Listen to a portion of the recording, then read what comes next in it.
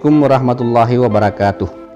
Bapak Ibu, kaum muslimin wal muslimat, masyarakat Aceh Singkil, sebelum salam. Kami mengajak kepada kita semua, mari kita daftarkan anak-anak kita di Pondok Pasantren Darul Falah Zamzamiyah, Lai Ijuk, Desa Gunung Lagan, Kecamatan Gunung Mariah.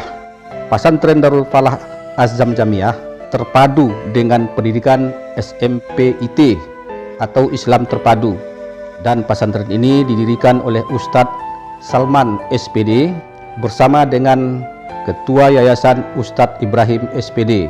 Beliau-beliau ini adalah alumni pesantren Darul Hasanah Syekh Abdurrahman Singkili yang didirikan oleh Abuya Zamzam Isam, dan beliau-beliau ini putra asli kelahiran Singkil.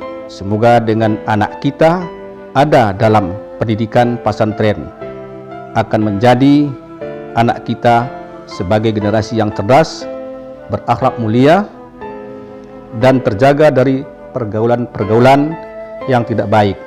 Demikian kami sampaikan. Terima kasih atas perhatiannya. Wassalamualaikum warahmatullahi wabarakatuh. Ismi Ega Budi Prasetya, Anamin Laijo, Karya Gunung Lagan, wa ana talib di Makhad Darul Falah Zamzamiyah.